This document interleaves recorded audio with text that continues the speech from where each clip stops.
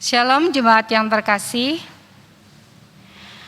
Saya akan membacakan warta lisan untuk Minggu 4 Juli 2021. Yang pertama, kebaktian hari ini Minggu 4 Juli 2021 dilayani oleh Pendeta Emeritus Daniel Haryono.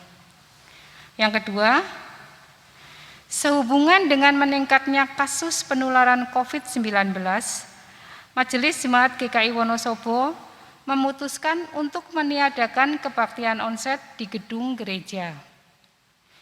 Jemaat dapat mengikuti kebaktian melalui channel YouTube GKI Wonosobo. Yang ketiga, pelaksanaan perjamuan kudus ditunda hingga kebaktian onsite dilaksanakan kembali. Kemudian yang keempat, persidangan Majelis Klasis ke-22 GKI Klasis Magelang dengan Saiyak Saeko Kapti Bangun Gerejo diselenggarakan secara online melalui media Zoom pada hari Rabu 7 Juli 2021 pukul 7.30 sampai dengan 14.15 WIB. Jemaat penerima GKI Soka Solo 3. Utusan Jemaat GKI Wonosobo adalah Penatua Ubaja Nathanael, Penatua Medarman Sebua, Penatua Dwi Susanto, Penatua Heru Subagyo, Penatua Mayana. Mohon dukungan doa anggota jemaat dan simpatisan bagi persiapan dan pelaksanaan PMK ke-22 GKI Klasis Magelang agar dapat berjalan dengan baik dan lancar. Kemudian yang kelima, jika Tuhan menghendaki dan bila tidak ada surat keberatan yang sah masuk ke majelis jemaat, maka akan dilayankan kebaktian peneguhan dan pemberkatan nikah pada hari Jumat 16 Juli 2021 pukul 9 WIB di GKI Wonosobo. Dilayani oleh Pendeta Emeritus Daniel Haryono antara Saudara Dias Febriastuti Susanto, Putri almarhum Bapak Untung Susanto dan Ibu Musipah dengan Saudara Nathanael Ardik Sugeng C, Putra almarhum Bapak Agus Raharjo dan Ibu Ik Setianingsih. Mohon dukungan doa anggota jemaat dan simpatisan. Terima kasih. Yang keenam, bagi Bapak dan Ibu yang sedang atau membutuhkan perawatan karena terkena COVID, harap menghubungi Satgas COVID-19 GKI Wonosobo melalui Penatua Ubaja Nathanael. Demikian warta lisan untuk Minggu 4 Juli 2021.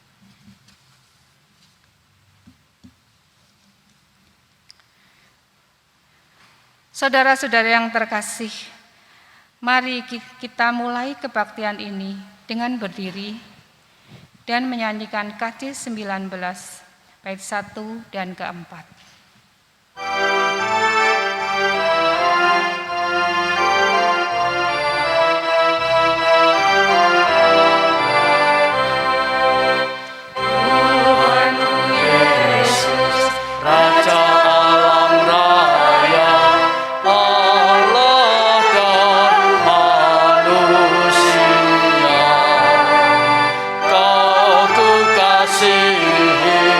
Kau junjungan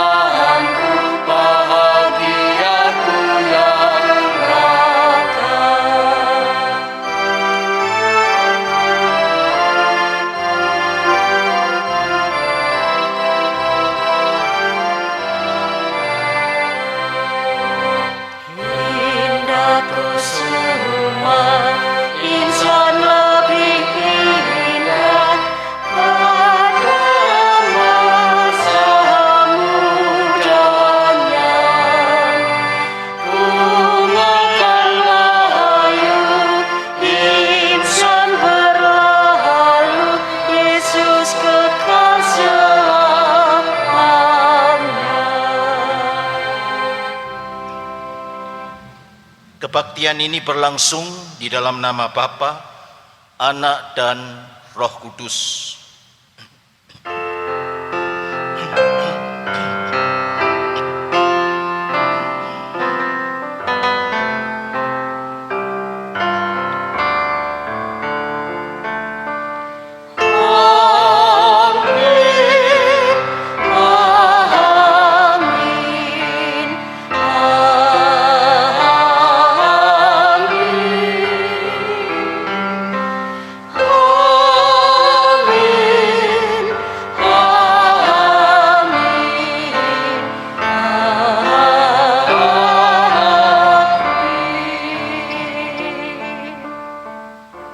Kasih karunia dan damai sejahtera dari Allah Bapa kita dan dari Tuhan Yesus Kristus menyertai saudara sekalian. Dan menyertai saudara juga.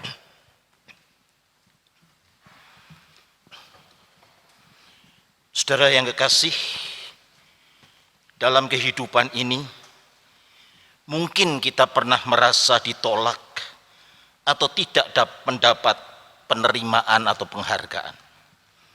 Mungkin kita juga pernah menjadi orang yang justru menolak kehadiran orang lain atau bahkan menolak kenyataan yang Tuhan berikan. Saat ini mari buka hati untuk mendengarkan sabda Tuhan seperti yang terdapat di dalam Yehezkiel 2 ayat 5 yang mengatakan demikian. Dan baik mereka mendengarkan atau tidak, sebab mereka adalah kaum pemberontak. Mereka akan mengetahui bahwa seorang nabi ada di tengah-tengah mereka. Mari dengan kerendahan hati kita mengaku dosa-dosa kita. Bapa, terima kasih kami boleh memasuki hari Minggu yang pertama di bulan Juli ini. Dan kami boleh bersyukur boleh melalui bulan Juni yang lalu. Banyak dosa, banyak hal yang tidak benar yang kami lakukan. Karena itu kami mohon pengampunan dari Tuhan. Oleh darah Yesus kami diperlayakkan untuk menghampiri hadirat Tuhan di dalam ibadah ini. Roh Kudus barui hidup kami agar kami makin serupa Kristus. Amin. Berita anugerah dari 2 Korintus 12 ayat yang ke-9. Tetapi jawab Tuhan kepadaku, cukuplah kasih karuniaku bagimu.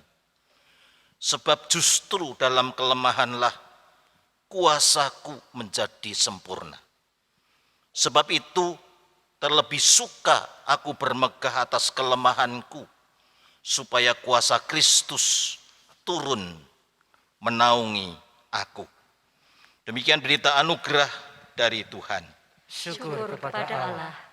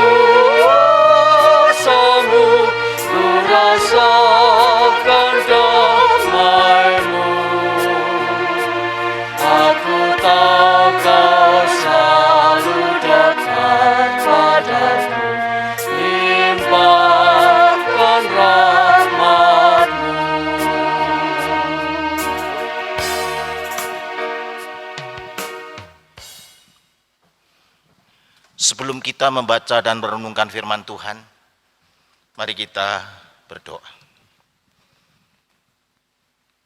Terima kasih Bapa untuk minggu pertama di bulan Juli ini. Kami rindu firman Tuhan menyapa kami. Kami rindu untuk ditegur, diingatkan, sekaligus dikuatkan dan dihiburkan oleh firman Tuhan yang hidup. Karena itu kami mohon Roh Kudus yang boleh beracara dengan kami. Roh Kudus mengurapi hamba-Mu yang akan membacakan dan menyampaikan firman-Mu. Roh Kudus juga akan membuka hati pikiran kami, serta menuliskan kebenaran itu pada loh hati kami semua. Supaya kebenaran itu boleh mengubah kehidupan kami. Di dalam nama Yesus, Sang Firman hidup, kami berdoa. Amin. Saudara yang kekasih, kita akan membaca dari Injil Markus pasal yang ke-6, ayat yang pertama sampai ayat 6a saja. Ya. Markus 6 ayat 1 sampai ayat 6a atau bagian yang pertama. Judul yang ditulis di dalam Alkitab adalah Yesus ditolak di Nazaret. Demikian. Kemudian Yesus berangkat dari situ dan tiba di tempat asalnya. Sedang murid-muridnya mengikuti dia. Pada hari Sabat, ia mulai mengajar di rumah ibadat dan jemaat yang besar takjub ketika mendengar dia, dan mereka berkata, dari mana diperolehnya semuanya itu? Hikmat apakah pula yang diberikan kepadanya? Dan mujizat-mujizat yang demikian bagaimanakah dapat diadakan oleh tangannya? Bukankah ia ini tukang kayu, anak Maria, saudara Yakobus, Yoses, Yudas, dan Simon? Dan bukankah saudara-saudaranya yang perempuan ada bersama kita? Lalu mereka kecewa dan menolak dia. Maka Yesus berkata kepada mereka, seorang nabi dihormati di mana-mana, kecuali di tempat asalnya sendiri, di antara kaum keluarganya dan di rumahnya. Ia tidak dapat mengadakan satu mujizat pun di sana, kecuali menyembuhkan beberapa orang sakit dengan meletakkan tangannya atas mereka. Ia merasa heran atas ketidakpercayaan mereka.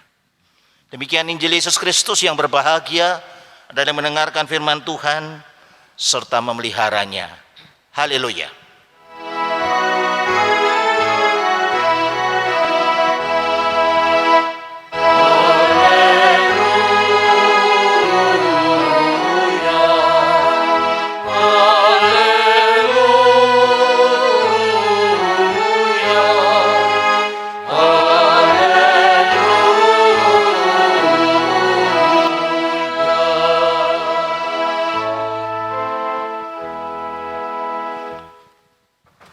Shalom saudara-saudara. Shalom. Tidak terasa kita boleh melalui bulan Juni. Kita boleh memasuki minggu pertama bulan Juli. Saudara-saudara, dalam situasi yang sangat tidak enak sebenarnya. Kita memasuki PPKM, pembatasan kegiatan masyarakat. Sehingga ibadah kembali online, saudara. Nah, saudara-saudara sekalian, apa yang menjadi renungan kita khususnya pada hari ini, saudara-saudara? Firman Tuhan memberi judul yaitu Yesus ditolak di Nazaret.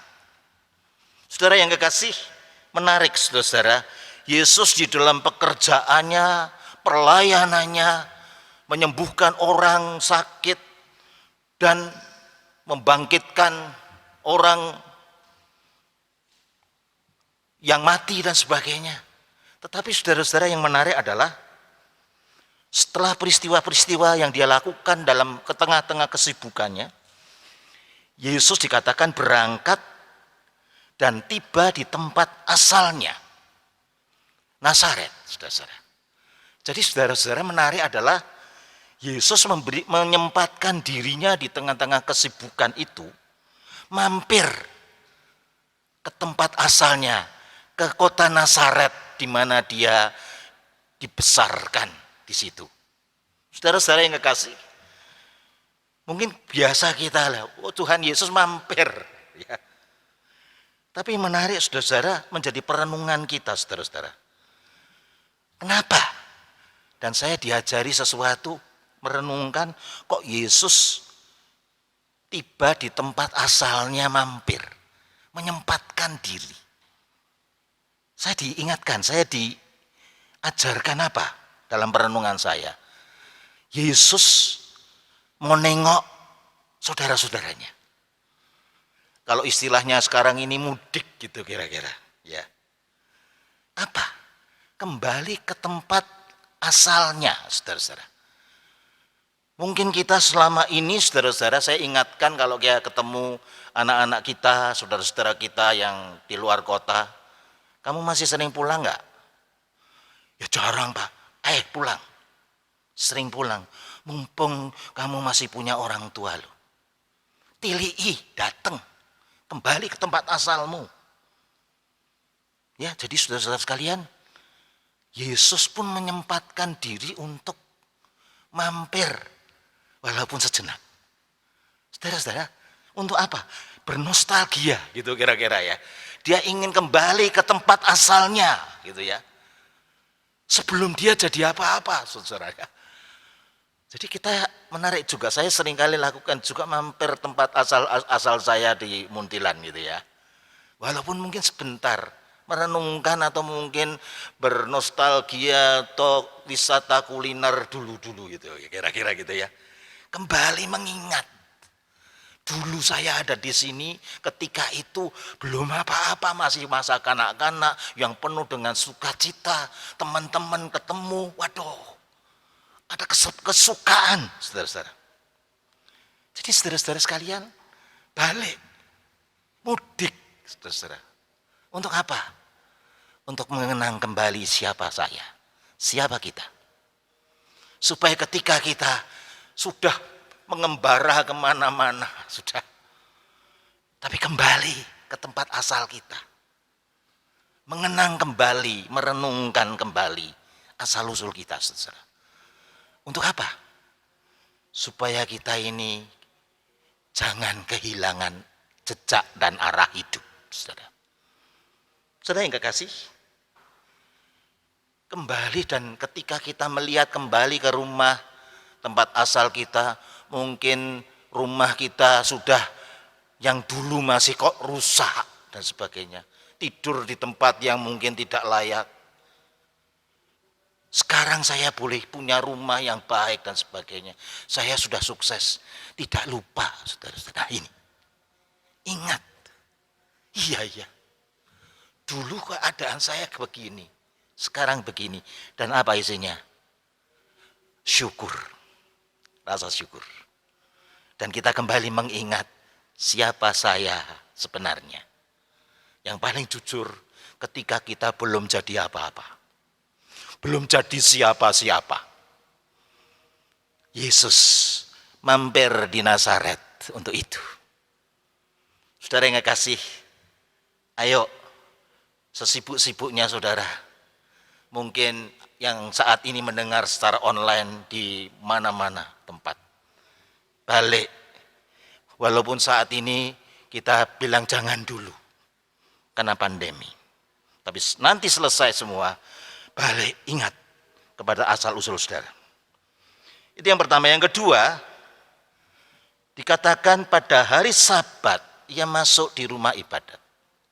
Jadi saudara-saudara, Yesus punya kebiasaan di Nazaret dulu adalah setiap hari Sabat dia masuk di rumah ibadat, di sinagoga di Nazaret, saudara-saudara. Saya pernah sampai di sinagoga Nazaret itu, saudara-saudara. Saya duduk di sinagoga itu, saudara-saudara. Wah, di sini dulu Yesus juga ngajar di sini, di sinagoga ini, gitu loh ya. Jadi saudara-saudara sekalian, Yesus menghargai hari Sabat. Berarti apa? Dia mau mentaati firman Tuhan. Dan jangan lupa, Yesus yang masuk pada hari Sabat itu di kota Nazaret, kota tempat asalnya ini, adalah Tuhannya hari Sabat. Dialah yang menggenapi hari Sabat itu. Jadi saudara-saudara, menarik. Yesus menghargai hari Sabat, Yesus masuk di rumah ibadah sinagoga. Jadi saudara-saudara sekalian, saya seringkali juga pulang ke gereja asal saya ketika saya pertama bertobat, dan itu ya duduk di situ, dan saya boleh kadang-kadang diberi kesempatan untuk khotbah di sana dan sebagainya. Ya, itu mengharukan sekali, saudara. Mengingat kembali. Jadi saudara, ini banyak reuni-reuni, ya, kita pernah mengadakan reuni sekolah minggu, di mana bertahun-tahun, puluhan tahun kembali diingatkan, ya toh. Waktu itu ulang tahun sekolah minggu itu yang datang masuk di SD Kristen, duduk dulu di bangkunya yang masih sama. Nah, itu yang menarik ya. Berarti tidak berubah sebenarnya. Tapi itu menjadi kesukaan, ada yang coba ngajar gitu dan sebagainya gitu loh. Aduh, saya melihat itu, aduh, ada keharuan, saudara. Ya, jadi saudara-saudara, ada keharuan dengan gereja, di mana kita dulu mengenal Tuhan pada awal-awal kita percaya. Menjadi kenang-kenangan yang indah, saudara. Memberikan kekuatan kepada kita untuk maju ke depan, untuk melalui perjalanan lebih lanjut. Saudara yang kekasih, dan di sini Yesus diberi kesempatan untuk mengajar di sinagoga itu. Kesempatan, bukan hanya hadir di sinagoga, merayakan Sabat, tapi dia diberi kesempatan untuk berkhotbah di sana, mengajar. Jadi saudara-saudara, Yesus juga menggunakan kesempatan-kesempatan itu untuk menyampaikan kebenaran firman. Selanjutnya yang keempat, saudara-saudara, reaksi orang banyak dikatakan apa, saudara-saudara? Di rumah ibadat dan jemaat yang besar takjub ketika mendengar dia, dan mereka berkata, dari mana diperolehnya semuanya itu? Hikmat apa pulakah yang diberikan kepadanya? Dan mujizat-mujizat yang demikian itu, bagaimana bisa diadakan oleh Yesus itu? Itu kan tetangga saya kan, gitu kira-kira gitu ya. Nah saudara yang kasih, ada ketakjuban. Ada sesuatu yang muncul di dalam pengajaran Yesus. Saya dikatakan hikmat, saudara-saudara. Ada hikmat Tuhan yang bekerja di dalam diri Yesus, sehingga dia mampu menyampaikan pesan-pesannya Tuhan. Ya, saya katakan apa ya? Yang dikatakan membuat takjub, membuat pengajaran itu beda. Apanya yang berbeda? Jadi saudara-saudara, ketika kalau saya merenungkan pengajarannya Tuhan Yesus, saudara-saudara, wah, Yesus itu kalau ngajari itu simple, saudara. Dia berbicara tentang kehidupan biasa sehari-hari. Dia berbicara tentang biji sesawi, tentang penuai, macam-macam, tentang terang, pelita. Pengajarannya itu simple, biasa, tetapi di dalamnya mengandung kebenaran yang luar biasa. Kebenaran yang hakiki dari setiap peristiwa itu. Jadi saudara-saudara sekalian yang kasih, sederhana, konkret, dan menjawab masalah-masalah hidup ini dengan benar, saudara. Dan Yesus itu dapat hikmat seperti itu. Berbeda ketika meninggalkan Nazaret. Sekarang datang dengan membawa pesannya Tuhan yang luar biasa itu. Saya merenungkan ya, pengajarannya sederhana, simpel, tapi kena gitu loh. Membuka yang paling dalam, saudara. Oleh karena itu, saudara-saudara sekalian, saya merenungkan gimana ini Tuhan. Kalau saya membaca Alkitab, saya mencoba merenungkan apa? Kita mungkin sudah banyak ayat-ayat yang kita hafalkan. Banyak ayat-ayat yang kita terima melalui WA, melalui apapun, saudara sekalian. Tapi saya, kalau baca, saya ingin tahu apa? Tuhan, bagaimana saya mengalami firman itu? Jadi bukan hanya, oh bagus, tapi bagaimana saya bisa mengalami kebenaran firman ini? How to-nya, gitu ya. Bagaimana saya bisa mengalami? Dan saya tanya, Tuhan, saya tahu kebenaran ini benar, tapi bagaimana saya boleh mengalami? Contoh, jangan takut aku memelihara kamu. Piye kuwi? Dan betul dalam pengalaman hidup. Ketika kita mungkin dalam masa pandemi ini, saudara-saudara, ini jujur ya, sakjane gentar ndak? Gentar. Semua sulit. Ya. Semua sulit. Tapi selama pandemi ini saya merasakan apa? Tuhan pelihara saya luar biasa. Benar Tuhan, firman-Mu ini benar. Maksudnya, kebenaran ini bukan cuman diomong bagus. Jangan khawatir, jangan takut. Iya, ini ya khawatir kok nyatanya kok. Begitu toh. Gimana ini? Semuanya sepi. Pacet semua. Dan ini menimbulkan ide baru dan sebagainya. Dan kita diberi hikmat tadi diperlukan oleh Tuhan Yesus katakan itu. Untuk bisa mengatasi ini, saudara-saudara.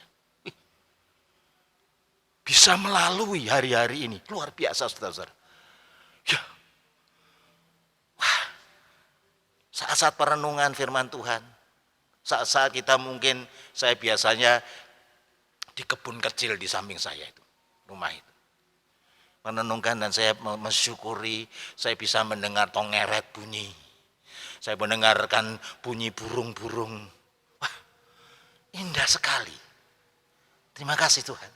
Saya boleh menghirup udara segar pagi ini. Terima kasih Tuhan.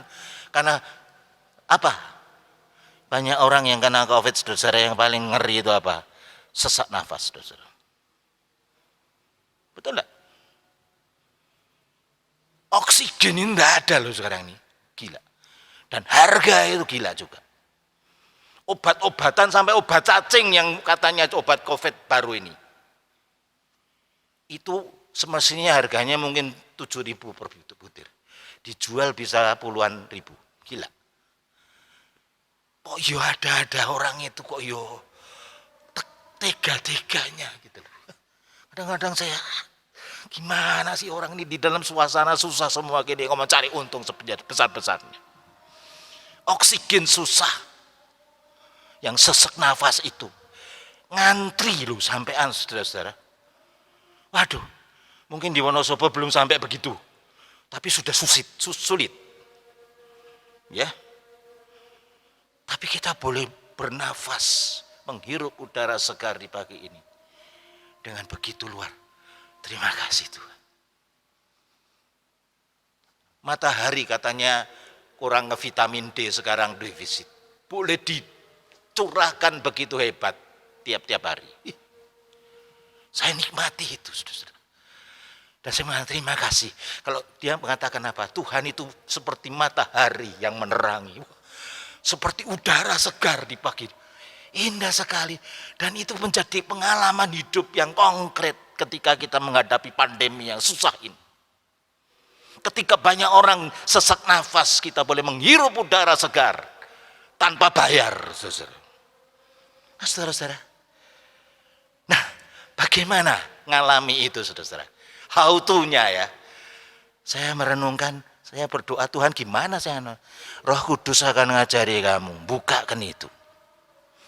Sehingga apa yang difirmankan menjadi firman hidup, karena Roh Kudus itu menghidupi setiap firman yang kita baca, kita ucapkan, kita renungkan itu. Itu membuat ketakjuban yang luar biasa. Yesus bisa melakukan itu. Kenapa? Mestinya kalau orang-orang melihat pengajarannya Tuhan Yesus dan sebagainya, mengenali di balik itu, saudara-saudara. Siapa yang berkarya, saudara-saudara? Di balik semuanya ini. Tuhan Sang Pencipta, Bapa, Sang Pencipta langit dan bumi. Jadi saudara-saudara sekalian, ketakjuban orang. Dan Yesus bisa lakukan itu kenapa? Ada kuasa yang menyertai. Dia diurapi oleh Roh Kudus. Dia hadir untuk memberitakan kebenarannya Sang Bapa itu. Dalam hidupnya konkret, saudara-saudara. Ini membuat ketakjuban, ya. Jadi saudara-saudara sekalian, kalau baca Alkitab minta ya, Tuhan ajari saya boleh ngalami firman ini. Gimana? Roh Kudus tolong saya. Supaya saya ngalami kebenaran firman ini. Nah saudara yang kekasih, itu mesti kita minta itu. Jadi mestinya melihat ketakjuban itu mereka mengenal siapa itu. Ya. Nah saudara yang kekasih, yang kelima renungan saya adalah ketika orang-orang itu takjub tapi lalu melihat siapa Yesus. Dia mengatakan, bagaimana dia melakukan itu? Bukankah dia ini tukang kayu, anaknya Maria, saudaranya Yakobus, saudaranya Yoses, Yudas dan Simon. Yesus punya saudara-saudara itu loh ya, secara manusia. Dan saudara-saudaranya perempuan juga ada bersama-sama kita. Lah kok Yesus toh? Lah tukang kayu itu toh. Ya kan? Yesus memang tukang kayu dari Nazaret, karena itu dia ahli cook, maka dia bisa bicara tentang cook, marilah kepadaku cook yang kupasang, ya. Cook, dia ahli buat itu, saudara-saudara, karena dia tukang kayu, saudara-saudara. Nah, saudara yang kekasih, bicara soal tukang kayu, saya jadi ingat siapa? Presiden kita ini Pak Jokowi itu tukang kayu dari Solo loh, saudara-saudara, asal usulnya juga, ya. Menarik, ya. Nah ini bicara tentang Pak Presiden. Waktu pemilu sebelum pemilihan umumnya itu, saya berdebat dengan seseorang, tapi sudah almarhum. Dia tanya, kamu milih siapa? Nah, saya tanya juga, saya milih jenderalnya, kan gitu toh. Naik kuda aja gagah banget, gitu ya toh. Indonesia butuh jenderal, butuh tentara yang bisa mimpin, kuat, yang punya wibawa. Nah, kalau Bapak Pak Daniel milih siapa? Aku milih tukang kayu dari Solo itu. Kan enggak meyakinkan gitu, kira-kira gitu. Enggak, saya bilang nanti kita lihat, saya bilang gitu. Kita lihat. Ini dan betul-betul terjadi, saudara. Pak Presiden kita itu presiden untuk anugerah untuk Indonesia, saudara. Kan enggak pernah nyangka. Posturnya enggak meyakinkan. Tapi cara berpikirnya, kenapa? Ada Tuhan yang bekerja di situ, saudara.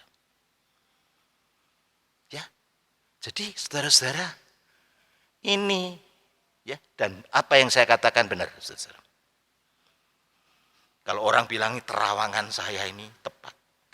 Saya melihat bukan sosoknya tukang kayu dari Solo ini. Tapi kalau Tuhan bekerja bagi dia akan jadi orang yang luar biasa. Demikian juga saudara dan saya. Kita jangan seringkali kita akan menganggap remeh orang toh. Kok ini sopo toh gitu ya toh. Kamu gitu ya. Kita seringkali menghina orang kan. Kita belum tahu ya saudara. Kalau kita melihat dari sudut pandang Tuhan saudara. Tidak boleh begitu saudara. Jangan meremehkan orang saudara.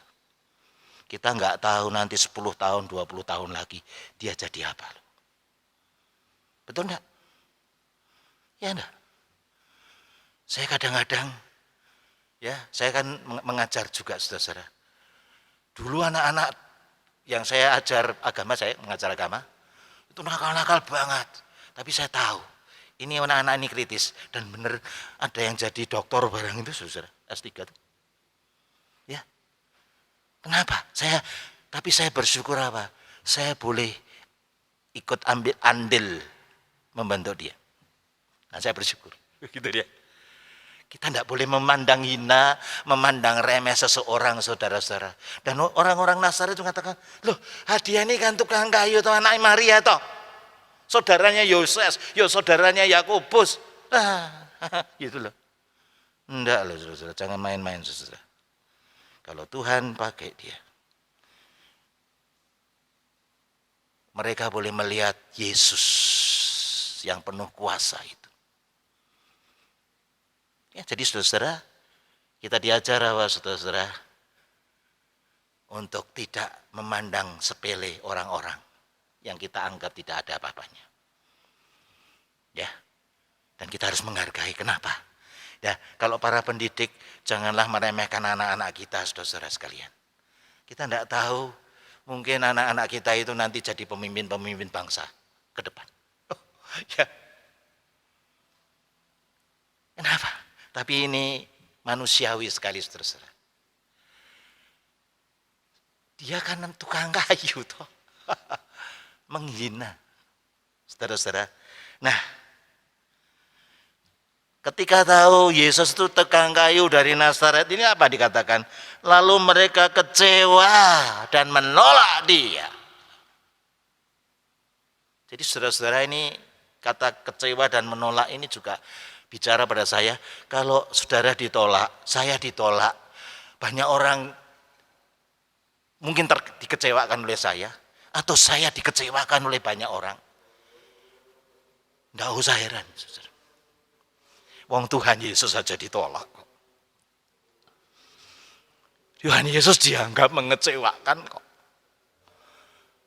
Nah itu saudara. Biasa saja lah, tidak usah kita sakit hati juga saudara. Wong Tuhan Yesus saja ditolak kok. Ya, jadi ini mengajari saya yang biasa ini, ada beberapa hal yang berbicara pada saya. Yang ingin saya sampaikan, siarkan pada hari ini, saudara. Mereka kecewa dan menolak dia. Lalu Tuhan Yesus menanggapi apa? Maka Yesus berkata kepada mereka, seorang nabi dihormati di mana-mana, kecuali di tempat asalnya sendiri, di antara kaum keluarganya, dan di rumahnya. Jadi saudara-saudara, Tuhan Yesus membenarkan bahwa nabi yang dipakai Tuhan pun dihormati di mana-mana, tetapi tidak dihormati di lingkungannya. Jadi saudara-saudara, Yesus juga bicara apa? Tidak mudah bersaksi di rumah. Ya. Tahu kok. Kamu itu kira-kira ya. Ya. Tapi di situ saudara, kalau kita membuka diri pada Tuhan, karyanya, maka kita menjadi orang-orang yang luar biasa yang dipakai, saudara. Ya. Nabi dihormati di mana-mana kecuali di rumahnya, di antara keluarganya, di tempat asalnya. Saudara yang kekasih, kita diajar bersaksi, jadi saksi itu di rumah juga, di tempat yang paling dekat dengan kita, yang mereka tahu, tapi mereka harus mengenal apa? Kita semua juga mengenal, dan mengenal yang bekerja di dalam saya itu siapa, yang menghidupi saya itu siapa, yang memakai saya dan saudara-saudara itu siapa. Apa? Jadi ketika kita juga dihormati, dibangga-banggakan saudara, apa? Bukan karena saya, itu karena anugerah, karena ada Tuhan yang bekerja. Maka dikatakan apa? Supaya mereka melihat Bapamu yang di sorga, yang bekerja di dalam kamu, bekerja di dalam kita.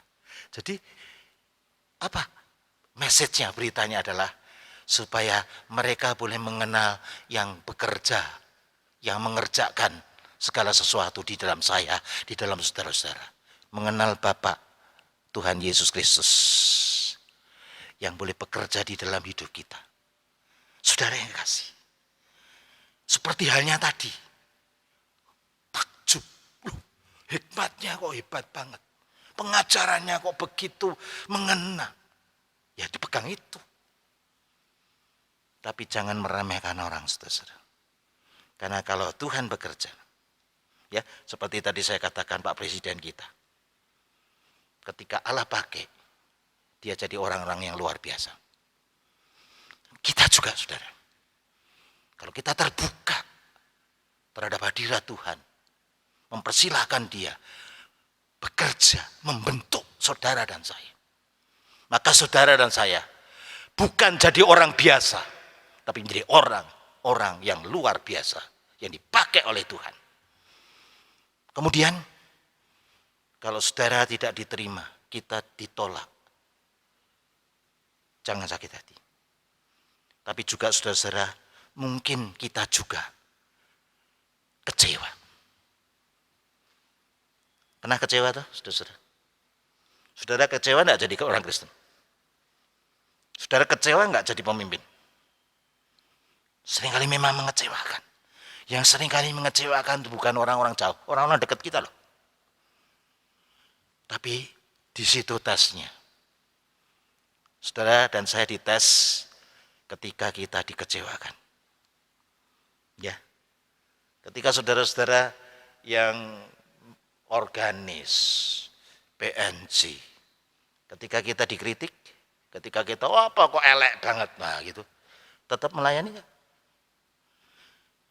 Ya saya juga ditegur oleh Tuhan, ketika saya kecewa, Tuhan aku kecewa. Terus Tuhan ngomongnya begini kira-kira, Daniel, kamu tuh melayani siapa sih? Ya Tuhan, aku kecewa. Aku aja ditolak kok. Itu. Iya. Ya, mengingatkan itu. Di sini dites ketika kita kecewa dan dikecewakan. Tapi bersyukurlah saudara sekalian, Tuhan tidak pernah mengecewakan kita. Itulah pegangan kita. Nah saudara-saudara, dengan keyakinan ini saudara-saudara, mari kita lalui nanti masa-masa pandemi ini. Bukan dengan kekuatan dan kemampuan diri kita yang tidak ada apa-apanya ini. Tapi kita membuka diri terhadap kehadiran Tuhan, kuasanya, hikmatnya, anugerahnya, pimpinannya, pemeliharaannya. Untuk terus kita terbuka dan kita boleh mengalami Tuhan yang hidup di dalam hidup kita. Sehingga orang lain mengatakan, mereka boleh mengenal, lihat Bapa, siapa yang melakukan itu. Ada Tuhan Bapa di dalam Yesus Kristus. Dan Roh Kudus yang menolong kita, memampukan kita, mengingatkan kita, membentuk kita, merubah hidup kita, dan terus menuntun untuk mengalami kehadiran Tuhan. Sehingga dikatakan apa? Nama Tuhan dimuliakan. Di dalam saya, di dalam saudara. Amin.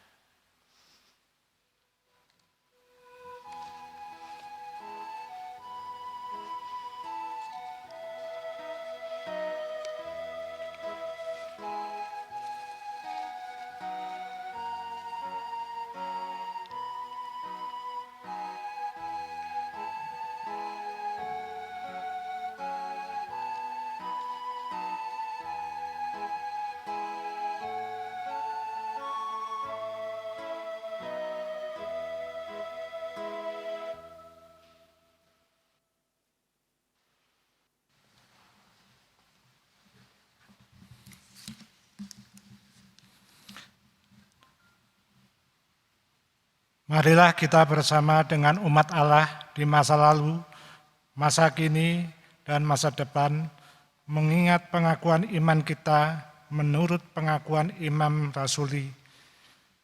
Hendaklah masing-masing berkata demikian. Aku percaya kepada Allah, Bapa yang Maha Kuasa, Khalik langit dan bumi, dan kepada Yesus Kristus, Anak-Nya yang tunggal Tuhan kita, yang dikandung dari Roh Kudus, lahir dari anak darah Maria, yang menderita sengsara di bawah pemerintahan Pontius Pilatus, disalibkan, mati dan dikuburkan, turun ke dalam maut. Pada hari ketiga, bangkit pula dari antara orang mati, naik ke surga, duduk di sebelah kanan Allah, Bapa yang Maha Kuasa. Dan dari sana ia akan datang untuk menghakimi orang yang hidup dan yang mati. Aku percaya kepada Roh Kudus, gereja yang kudus dan am, persekutuan orang kudus, pengampunan dosa, kebangkitan orang mati, dan hidup yang kekal. Amin. Mari saudara sekalian, kita akan menaikkan doa-doa syafaat kita. Tuhan Bapa di sorga, terima kasih untuk pengajaran di Nazaret ketika Yesus mampir di tempat asalnya, masuk di sinagoge mengajar. Banyak orang takjub, tapi ketika tahu siapa Yesus, mereka kecewa dan menolak. Tuhan, terima kasih. Ada pengalaman dan pelajaran-pelajaran rohani yang Kau berikan dalam peristiwa ini. Dan bila firman Tuhan itu tetap boleh berbicara, untuk kami boleh membuka diri terhadap karya Allah, karya Bapa di dalam hidup kami. Membuka diri terhadap dan meminta hikmat Tuhan, supaya kami boleh menjadi orang-orang bijaksana dan hidup yang diubahkan oleh Tuhan. Sehingga mereka boleh melihat Bapa, melihat Tuhan yang hidup, yang bekerja di dalam kami. Dan kami juga boleh memuliakan Bapa di sorga melalui sikap dan hidup kami. Bapa, kami ingin berdoa untuk bangsa dan negara kami Indonesia secara khusus pada masa-masa pandemi ini, untuk pemimpin-pemimpin kami, untuk Bapak Presiden, jajaran Menteri Kabinet, pemerintah pusat, pemerintah daerah, khususnya pada hari-hari di mana pandemi ini masih berlangsung, untuk memasuki masa pembatasan pergerakan masyarakat yang akan sudah dimulai dan akan terus sampai 20 Juli. Dan ya Tuhan, biarlah sungguh-sungguh kami ingin membawa situasi pandemi ini, sehingga sungguh-sungguh melalui vaksinasi, melalui ketaatan pada protokol kesehatan, kami juga boleh segera keluar dari pandemi ini, boleh mencegah penularan dan memotong penularan corona ini. Bapak, tolong beri kesadaran pada semua pihak, baik pemimpin di pusat sampai ke daerah-daerah, masyarakat banyak yang kadang-kadang tidak peduli dan tidak tahu, karena mereka menganggap tidak ada apa-apa. Bapak, tolong. Kami juga ingin berdoa untuk tenaga medis, dokter, perawat, rumah sakit yang pada hari-hari ini merasakan kewalahan karena begitu banyak orang yang terpapar dalam kondisi yang berat, sehingga banyak rumah-rumah sakit yang menutup, bahkan menolak pasien yang masuk rumah-rumah sakit. Tuhan, tolong para tenaga kesehatan ini. Tuhan juga menjagai dia, keluarganya juga. Dan juga di sini adalah anak-anak Tuhan yang juga di sana. Mereka juga tidak mundur ketika mereka harus menghadapi tugas yang berhadapan dengan bahaya maut ini. Kami berdoa untuk mereka yang sakit. Ada beberapa saudara jemaat juga yang sakit. Mari Tuhan Yesus, Engkau juga boleh melawat mereka. Tuhan juga boleh mengulurkan tangan kasih menjamah mereka satu persatu. Yang terutama mereka juga boleh mengalami perjumpaan dengan Tuhan yang hidup. Bapak, kami ingin berdoa juga untuk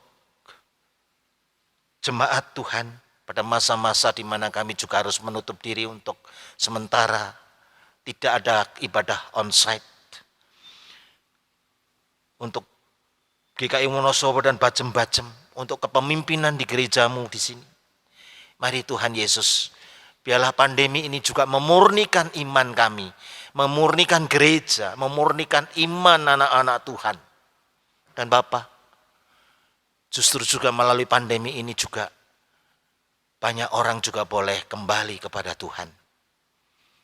Injil boleh diberitakan di tengah-tengah ketakutan dan pandemi ini, supaya mereka boleh ditemukan oleh Tuhan yang hidup.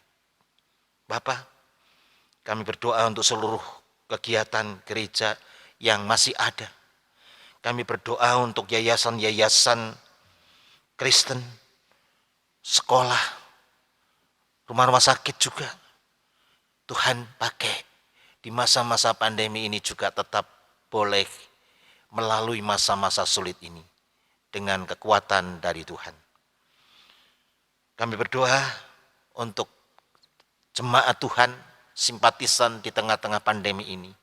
Biarlah mereka dengan hikmat dan kekuatan dari Tuhan boleh melalui semua itu bersama Tuhan untuk mengalami pemeliharaan Tuhan yang luar biasa. Kami berdoa juga untuk keluarga-keluarga yang sedang berduka cita. Mari Tuhan, Engkau juga boleh hadir di tengah-tengah keluarga duka dalam keprihatinan ini. Menghibur dan menguatkan. Kami berdoa untuk rencana peneguhan pemberkatan nikah juga Saudara Dias dan Saudara Nathanael. Kami bawa, sebenarnya ada perjamuan kudus yang harus ditunda karena situasi. Tuhan juga akan tetap bekerja menguatkan anak-anak Tuhan. Terima kasih Bapa untuk semuanya ini. Kami naikkan doa ini di dalam nama Yesus yang menjadi sumber kehidupan dan harapan kami. Amin.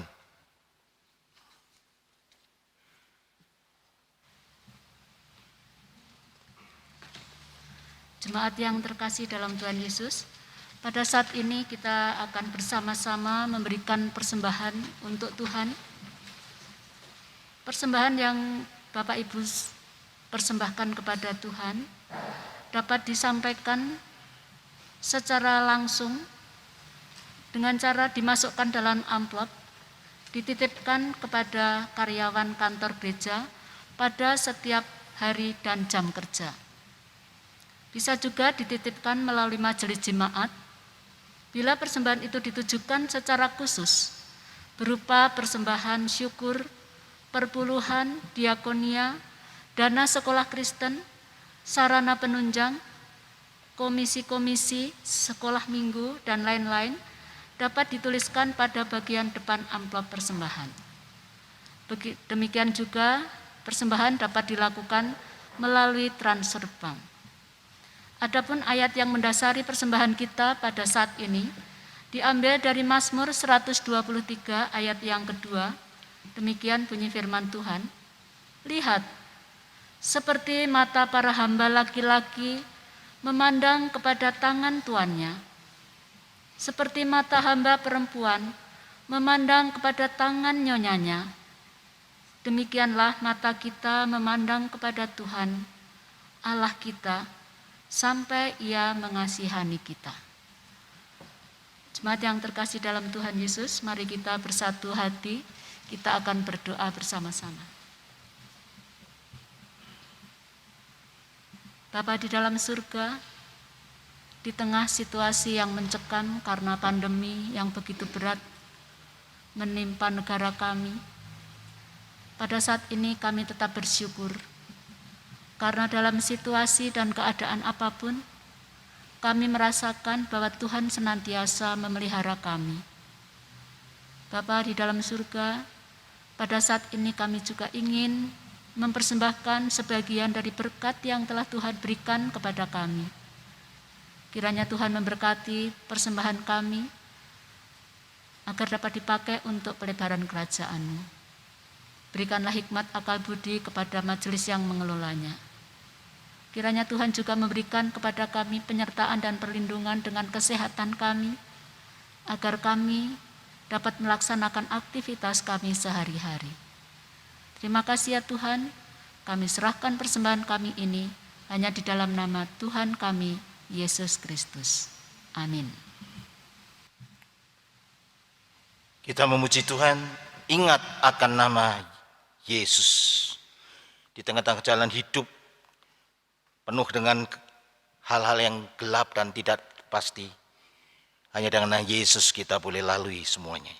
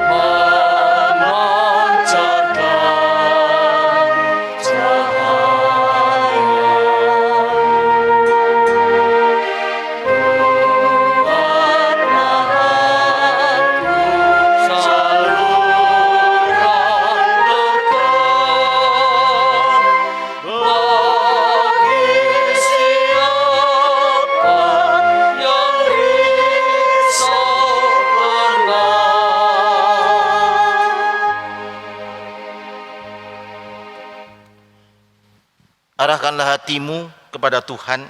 Kami mengarahkan hati kami kepada Tuhan. Jadilah saksi Kristus. Syukur kepada Allah, Terpujilah Tuhan. kini dan selamanya. Pulanglah dan terimalah berkat Tuhan. Tuhan memberkati engkau dan melindungi engkau. Tuhan menyinari engkau dengan wajah-Nya dan memberi engkau kasih karunia. Tuhan menghadapkan wajah-Nya kepadamu dan memberi engkau damai sejahtera. Amin.